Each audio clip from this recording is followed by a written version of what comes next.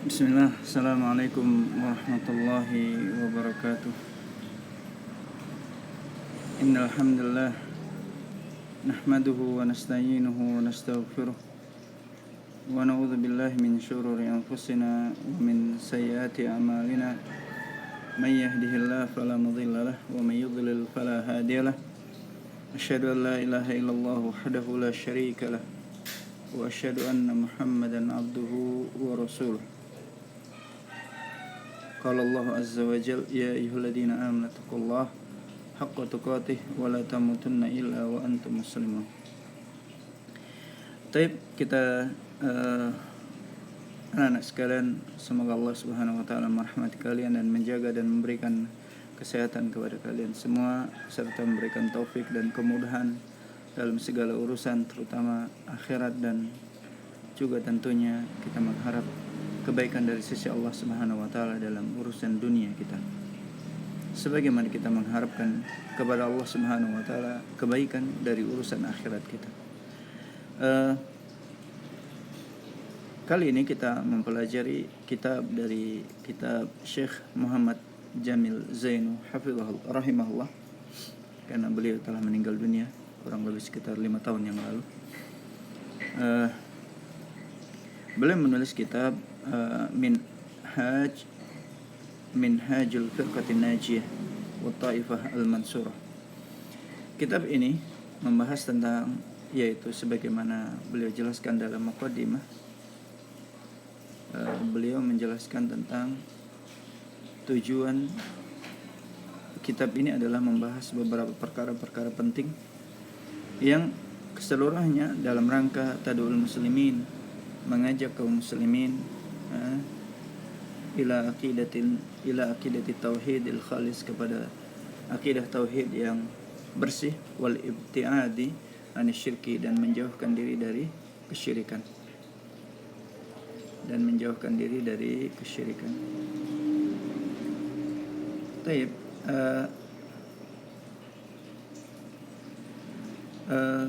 inilah tujuan sang penulis dari menjelaskan ini, yaitu menjauhkan agar bagaimana kita kaum muslimin memiliki akidah yang sempurna, betul-betul bersih dari segala kesyirikan, penyimpangan.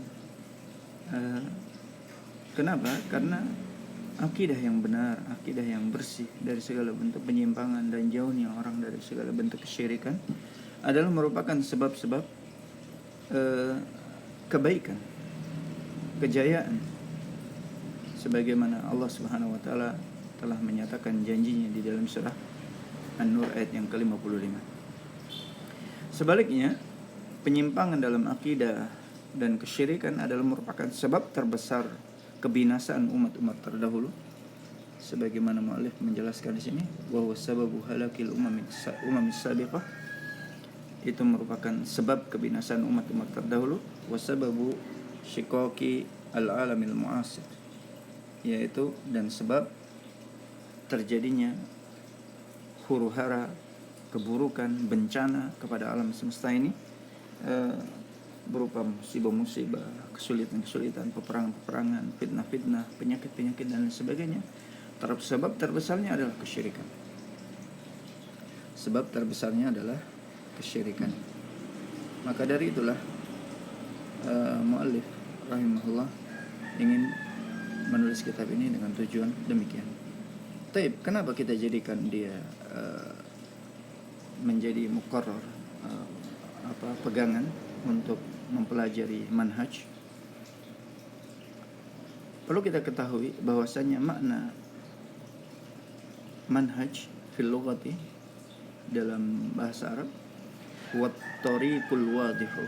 Namanya manhaj adalah at-tariqul wadih, jalan yang jelas.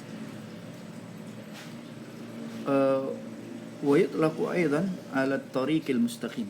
Dia juga dimaknakan secara mutlak kepada makna jalan yang lurus. Al-manhaju wan nahju wal minhaju bimakna wahid. Baik manhaj atau nahju atau al-minhaj, itu semuanya maknanya satu. Sebagaimana Allah Subhanahu wa taala menjelaskan di dalam Al-Qur'an pada surah Al-Maidah ayat yang 48, wa anzalna ilaikal kitaba bil haqqi musaddiqan lima baina yadayhi minal kitabi muhaiminan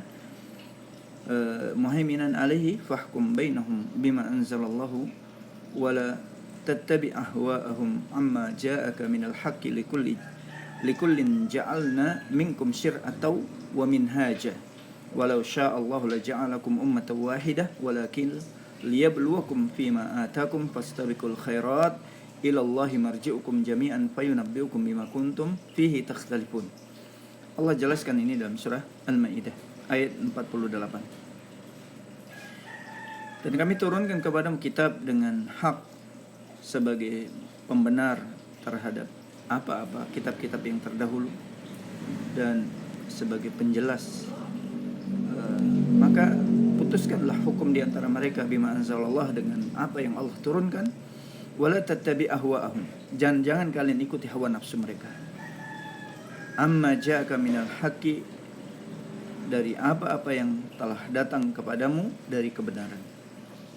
Likullin ja'alna minkum syir'atan wa minhaja, masing-masing kalian, kata Allah, masing-masing para nabi itu, ja'alna minkum, kami jadikan masing-masing kalian syir'ah, syariat, wa minhaja, dan minhaj. Jadi syariat dan manhaj. Syariat, aturan-aturan agama. Minhaj, cara beragama. Masing-masing nabi memiliki manhaj dan syariat masing-masing. Walau sya'allahu la ja'alakum ummatan wahidah, sekiranya Allah mau, Allah jadikan kalian satu umat.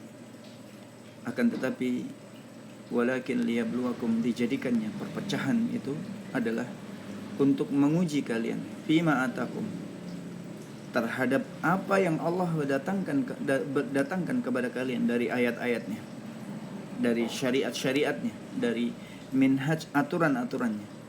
Bagaimana sikap kalian terhadap apa yang Allah Subhanahu wa taala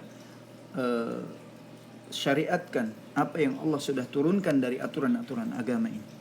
Apakah kalian adalah orang yang beriman dan mengikuti aturan tersebut, atau sebagai orang-orang yang menentang sebagaimana orang-orang fajir dan orang-orang kafir? Nah, jadi fungsi ini semua, adanya syariat, adanya manhaj yang sudah ditetapkan oleh Allah, adalah sebagai bentuk ujian kepada kita semua. Kita mau jadi orang yang balelo, sebagai penentang, tidak mau menurut, atau sebagai orang-orang yang taat. Kalau memang kalian adalah orang-orang yang mau beriman dan mau taat, fastabiqul khairat, Allah mengatakan, maka berlomba-lombalah melakukan kebaikan. Ilallahi marji'ukum, karena hanya kepada Allah lah tempat kembali kalian, jami'an, semuanya. Tidak ada yang bisa menghindar untuk tidak kembali kepada Allah. Semua kita akan diwafatkan dan dibangkitkan oleh Allah untuk mempertanggungjawabkan amalan-amalan kita yang sebagai yang sudah diatur oleh Allah, syariatnya dan manhajnya sudah diatur. Maka kita pertanggungjawabkan. Kita sebagai orang-orang yang sa'id, bahagia dengan keimanan dan ketaatan kepada Allah, atau sebagai orang-orang yang syaki, orang-orang yang binasa dengan kemaksiatan, kekufuran, dan penyimpangan. Naudzubillah. Semoga Allah Subhanahu wa taala memberikan kita senantiasa kepada jalan-jalan kebahagiaan dan memberikan taufik dan keistiqomahan kepada kita sampai kita diwafatkan oleh Allah Subhanahu wa taala. Fayunabbi'ukum, di mana kita kembali kepada Allah? Fayunabbi'ukum, lalu Allah akan memberikan kabar kepada kalian, memberitakan kepada kalian bima kuntum fihi takhtalifun, terhadap semua apa saja yang kalian perselisihkan. Taib. Di dalam ayat ini disebutkan syir'atan wa minhaja. Di situ syariat dan manhaj. Karena itu di dalam kita beragama itu ada manhajnya, ada tata caranya. Dalam dakwah ada manhajnya, dalam menuntut ilmu ada manhajnya. Dalam kita berakidah ada manhajnya. Maka fungsi belajar manhaj agar kita memahami bagaimana cara kita berakidah, bagaimana cara kita beragama yang benar, memahami Al-Quran yang benar, mengamalkan syariat ini dengan cara yang benar. Karena banyak orang yang beragama Islam tetapi tidak di atas manhaj yang benar, aturan yang benar di dalam cara-cara dia beragama. Karena itu dikatakan oleh Ibnu Abbas radhiyallahu anhu, yang namanya minhaj atau manhaj adalah sabilan wa sunnah, yaitu jalan dan sunnah, cara. Sebagaimana ini diriwayatkan dari Mujahid, Ikrimah, Hasan Al-Basri dan yang lainnya, pernyataan Abdullah ibn Abbas radhiyallahu anhuma ini. Lalu apa istilah manhaj secara istilah? Ma huwa ma'nal manhaj fil istilah? Huwa at-tariqul muaddi ila at-ta'arrufi 'ala al-haqiqati fil ulum. Manhaj adalah jalan yang mengarahkan seorang ila ta'arrufi, untuk dia mengenal alal haqiqati fil ulum, secara hakikat ilmu-ilmu yang ada. Atau biibaratin aujas, atau kita ibaratkan dengan yang lebih ringkas lagi, manhaj secara istilah huwal qanunu awil qaidatu, dia adalah aturan, undang-undang, kaidah di dalam mempelajari perkara-perkara yang ilmiah dari syariat ini tentunya. Tentunya masing-masing ilmu memiliki manhaj sendiri-sendiri. Jadi takhtaliful manahij biikhtilafi al-ulum. Jadi berbedanya ilmu, berbeda pula manhajnya. Maka dalam akidah ada manhajnya, dalam dakwah ada manhajnya, dan seterusnya. Karena itulah ini perlu kita pelajari. Jadi manhaj itu tentunya dia at-tariqul wadih, dia jalan yang jelas, sebagaimana tadi kita sebutkan.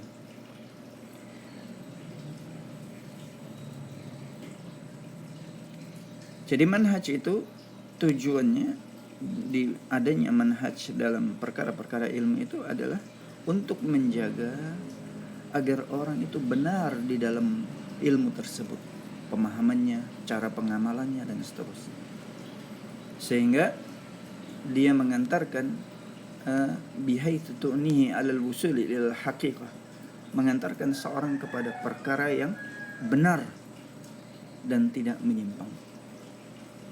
Taib. Kemudian muallif rahimahullah menyebutkan di sini al-firqatun najiyah. Qala al-muallif rahimahullah al-firqatun najiyah. Di sini beliau pada bab yang pertama. Sebenarnya yang beliau maksudkan dari poin 1, kedua, dan 3, beliau ingin menjelaskan usulu al-firqatin najiyah, pokok-pokok pegangan-pegangan, prinsip-prinsip firqatun najiyah. Jadi yang beliau ingin jelaskan pada poin yang pertama ini adalah usul, pokok-pokok pegangan atau usul dari firqatun najiyah. Apa al-firqatun najiyah? Dia adalah sifat bagi ahli sunnah wal jamaah. Wasfu ahli sunnati wal jamaah. Jadi firqatun najiyah itu merupakan sifat ahli sunnah wal jamaah, bukan sifat Rafidah, Syiah, Khawarij, dan yang lainnya. Karena itu hadis tentang firqatun najiyah yang diriwayatkan oleh ashabus sunan ka Abi Dawud wa Tirmidzi wa Ibnu Majah, seperti Abu Dawud, Tirmidzi, Ibnu Majah. Bahkan diriwayatkan juga oleh ahlul asanid seperti kal Imami Ahmad wa ghairihi dan yang lain. Sebagaimana nanti kita pelajari di bawah.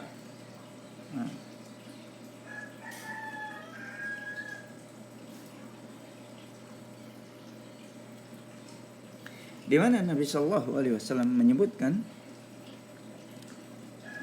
tafsir atau makna firqatun najiyah seperti dalam hadis Nabi Shallallahu Alaihi Wasallam su'ila anil firqatin najiyah, ditanya tentang firqatun najiyah. Faqala firqatun najiyah itu beliau menjawab, man kana ala mithli ma ana alaihi al yauma wa ashabi. Dalam riwayat yang lain, fi riwayatil ukhra qala humul jamaah, yaitu namanya firqatun najiyah. Nabi menjawab, man kana ala mithli, siapa saja yang berada seperti ma ana alaihi al yaum, pada ajaranku di hari ini dan ajaran wa ashabi dan ajaran sahabatku. Ini menunjukkan firqatun najiyah adalah siapa saja yang mereka berada di atas jalan aturan dari aturan-aturan cara beragamanya Nabi dan para sahabatnya.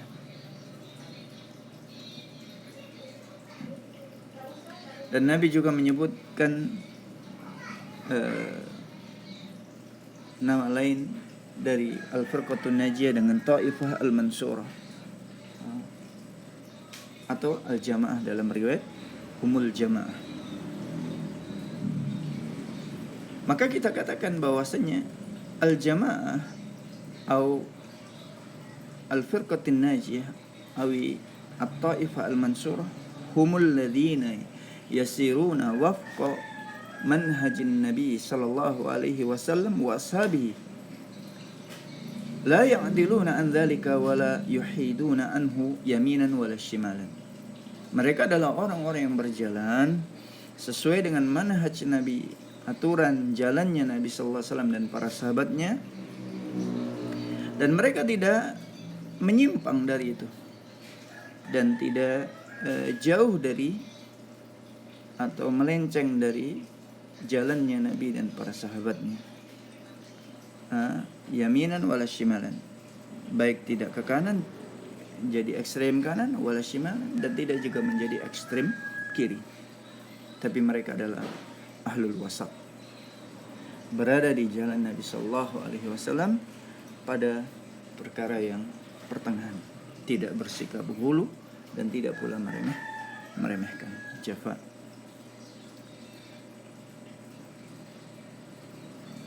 Taib. Kemudian beliau menyebutkan pertama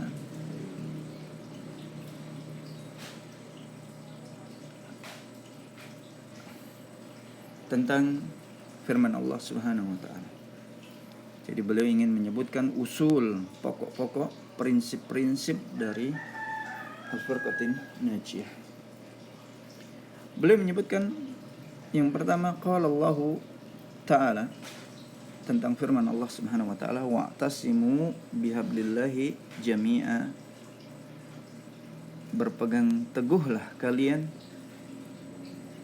kepada tali Allah Subhanahu wa taala semuanya, kepada tali Allah Subhanahu wa taala semuanya. Ini menunjukkan bahwasanya tidak ada jalan, la tariqa ila najati wala sabila ila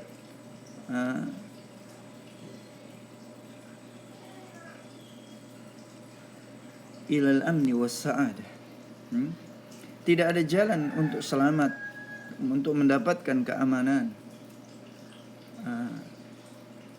illa idza tasamu bihablillah, kecuali jika mereka berjalan berpegang teguh kepada bihablillah, tali Allah. Ma huwa hablullah? Apa itu hablillah di sini? Kitabuhu wa sunnatu rasulih, yaitu kitabnya Allah dan sunnah Rasulnya.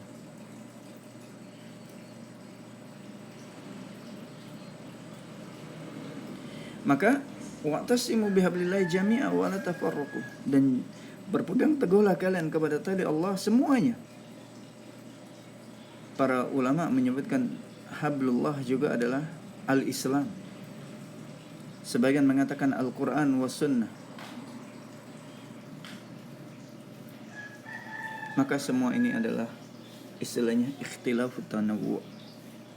Berbeda dari sisi penyebutan tafsir, tapi maksudnya sama, yaitu maksudnya Islam, tauhid, sunnah, Al-Quran dan sunnah.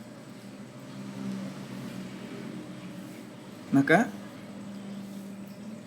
ini menjelaskan agar bagaimana seorang itu bersama saudaranya berjuang, memiliki semangat untuk linasril haqqi wa iqamati dinillahi, untuk menolong kebenaran dan menegakkan agama Allah, adalah dengan cara berpegang teguh kepada Al-Quran dan sunnah, kepada Islam, wala tafarraqu, dan jangan bercerai-berai. Maka prinsip ayat yang pertama ini menjelaskan wajibnya kita berpegang teguh kepada Al-Quran dan Sunnah, secara syariat atau secara manhaj.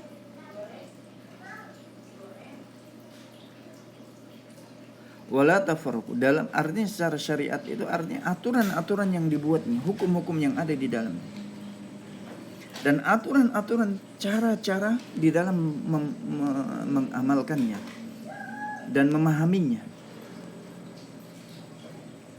Yang kedua, dalam poin yang pertama ini adalah usul al-firqatun najiyah, itu mereka jauh dari ba'idun anil iftiraq, jauh dari berpecah belah.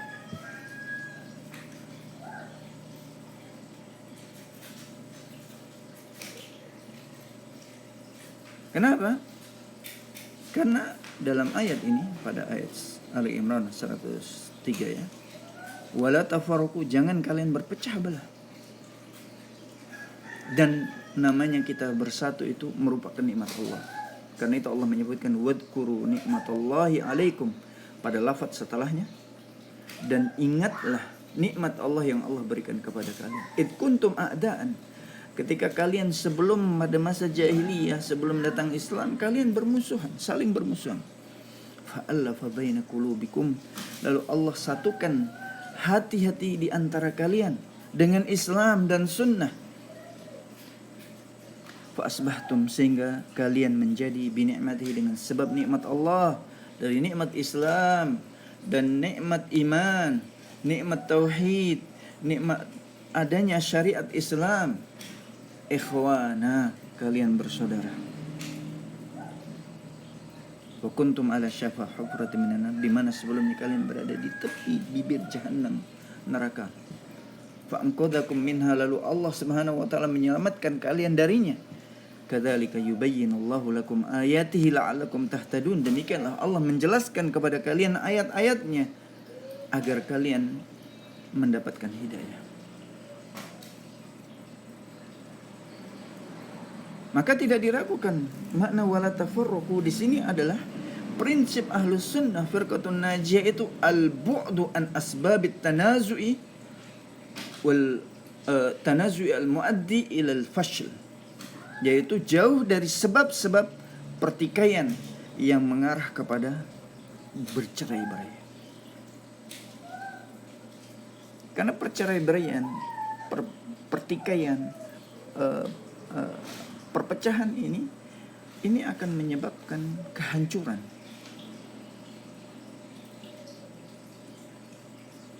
Dan melemahkan, menghilangkan kekuatan.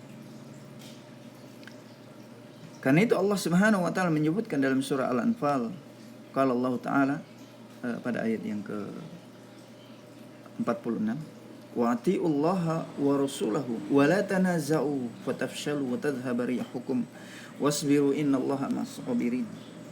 Taatlah kalian kepada Allah dan Rasulnya, wala tanaza'u, dan jangan kalian bertikai, jangan saling satu dengan yang lainnya saling membelakangi. Fatafshalu, karena itu akan menyebabkan kalian binasa. Wa tadhhaba rihukum, dan akan menghilangkan kekuatan kalian. Wasbiru, dan sabarlah. Sungguhnya Allah, innallaha ma'as-sabirin, sungguhnya Allah bersama orang-orang yang sabar. Maka prinsipnya yang kedua di sini ayat ini bahwasanya Ahlus Sunnah mereka itu ba'idun anil iftiraq wa tanazu, jauh dari segala bentuk perpecahan dan pertikaian. Ini yang dimaksud oleh muallif hafizahullah dengan menyebut ayat tersebut. Kemudian pada ayat berikutnya muallif rahimahullah menyebutkan wa qala ta'ala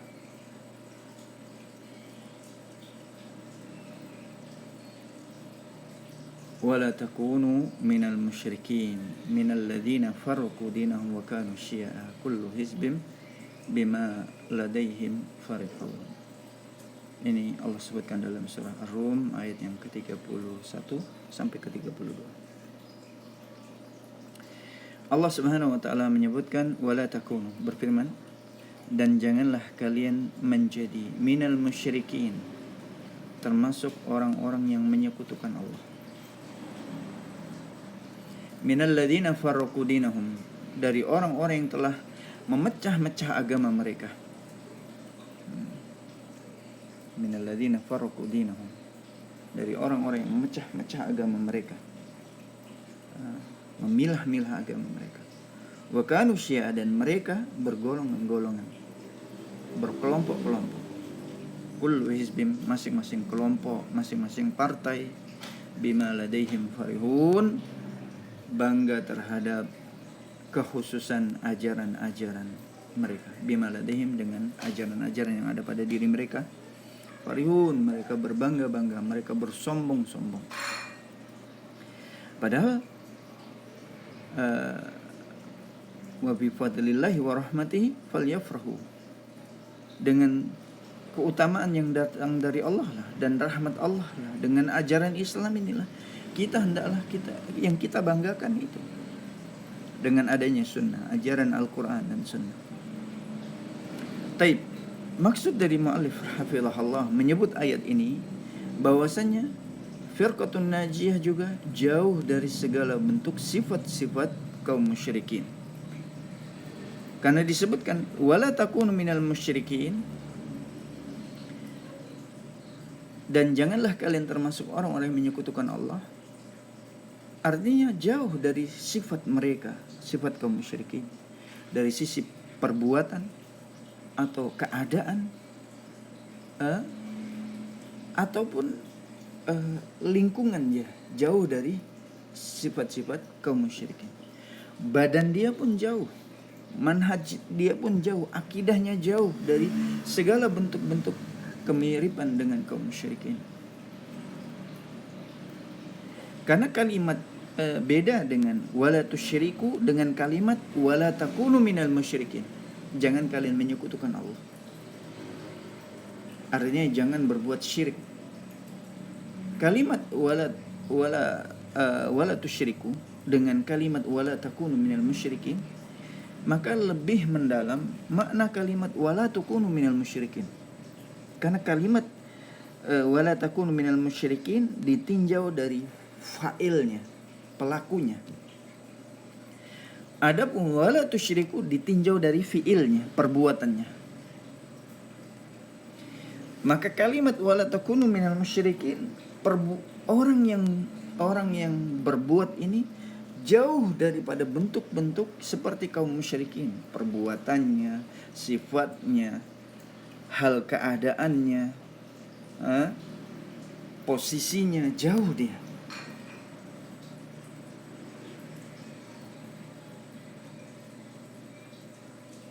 Karena itu larangan-larangan dalam agama itu umumnya, kenapa disebutkan wala taqrabuz zina, seperti kalimat itu, jangan kalian mendekati zina. Ini menunjukkan larangan dalam Islam itu pada umumnya adalah yaqtadi al-ijtinab wal bu', memiliki konsekuensi bagaimana orang itu jauh dia dari kemaksiatan, Karena bisa saja orang itu tidak minum khamar, tidak berzina, tetapi dia dekat dengan orang-orang yang suka berzina. Dia dekat dengan orang-orang yang melakukan kesyirikan. Dia dekat dengan orang-orang yang minum khamar. Maka Islam tidak hanya melarang perbuatan tersebut, tapi Islam pada umumnya larangan-larangan itu bagaimana menjauhi dari orang-orang yang berbuat maksiat tersebut. Sebagaimana kalimat wala takunu minal musyrikin ini memiliki konsekuensi, harusnya firqatun najiyah itu tidak hanya dari sisi perbuatan, dia jauh dari sifat-sifat perbuatan kaum musyrikin, tapi jasmaninya pun jauh dari orang-orang musyrik. Maka di antara sifat-sifat kaum musyrikin adalah minal ladzina farraqu dinahum. Dari siapa mereka? Ciri mereka di antaranya mereka adalah orang-orang farraqu dinahum, yang berpecah belah dalam agama mereka. Memecah-mecah agama mereka. Artinya apa? Agama itu mereka tidak satu dalam akidah. Mereka tidak satu dalam prinsip bagaimana cara berakidah, di dalam bagaimana cara beribadah. Mereka berpecah belah cara pandang mereka. Padahal Islam itu mengatur syariat dan mengatur manhajnya. Wa kanu syi'a. Ciri mereka juga adalah yang kedua disebutkan dalam ayat ini, mereka berpecah belah, bergolongan-golongan. Ciri ketiga, kullu hizbin, mereka itu yang mereka banggakan ciri khas ajaran yang ada pada diri mereka. Maka Ahlus Sunnah yang mereka banggakan adalah yaitu ciri khas dari Al-Quran dan Sunnah, bukan ajaran mereka dari sisi yang menyimpang dari Al-Quran dan Sunnah. Karena itu kita lihat bagaimana orang-orang Qadariyah, apa yang mereka banggakan, prinsip-prinsip mereka kufur kepada takdir yang Allah Subhanahu wa taala tetapkan. Orang-orang Khawarij, mereka bangga dengan mereka suka mengkafirkan. Penyimpangan-penyimpangan mereka itu tidak bisa mereka sembunyikan, bahkan mereka banggakan sikap ekstrem mereka. Bagaimana juga Syiah dan sebagainya. Adapun yang dibanggakan, yang ditampakkan firqatun najiyah adalah tauhid dan sunnah Rasulullah sallallahu alaihi wasallam, akidah yang lurus, ajarannya Rasulullah sallallahu alaihi wasallam. Bukan menampakkan ciri khas penyimpangan, tidak. Naudzubillah. Maka inilah yang ingin dijelaskan oleh beliau. Mungkin ini yang dapat kami jelaskan, poin-poin yang bisa kita sampaikan pada kali ini. Mudah-mudahan Allah Subhanahu wa taala memberi